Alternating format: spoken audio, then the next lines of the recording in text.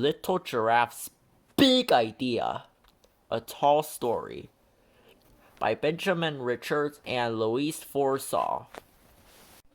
Far, far away lived a little giraffe called Gregory.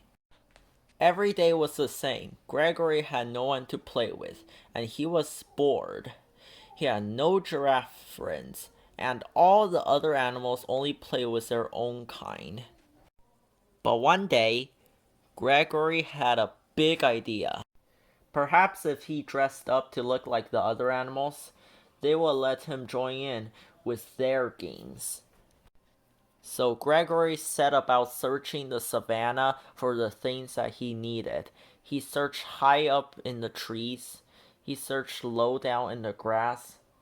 He even searched underwater until finally he was ready. Nervously, Gregory put on his first disguise. "What kind of fun ostrich games are we playing today?" he asked the ostriches, hopefully. "You are not a real ostrich. You're a giraffe," squawked a noisy ostrich. "Anyway, you couldn't keep up with us. You're way too slow." Determined to find someone to play with, Gregory put on another disguise. "Can I play with you?" he asked the rhinos. "You are not a real rhino. You're a giraffe," bellowed an angry-looking rhino. "Anyway, you're not strong enough to wrestle with us."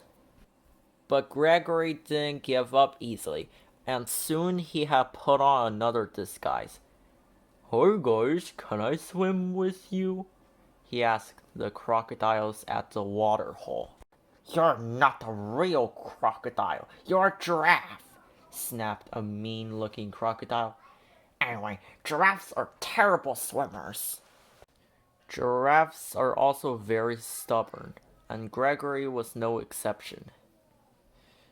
"Can I join in your game?" he asked the lions as he shook his mane and showed his teeth. "You're not a real lion. You're a giraffe," roared a majestic-looking lion.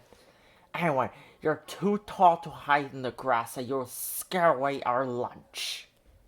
Gregory thought about giving up, but then he took a deep breath and put on his greatest disguise yet. "Please, can I play with you?" he asked the elephants in a big, loud voice. All the elephants turned to look at him.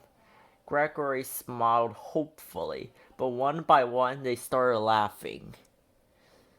"You are not a real elephant, you're a giraffe," they trumpeted, "and you look ridiculous."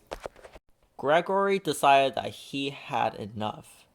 Nobody wanted to play with him. Gregory had never felt so sad or lonely. Later that afternoon, Gregory heard a commotion in the distance. Then he saw something incredible. The strangest giraffes that he had ever seen were coming toward him. But they weren't giraffes at all. All of the animals were very sorry for not allowing Gregory to join in with their games and had dressed up to look just like him. And from that day, the animals always played together.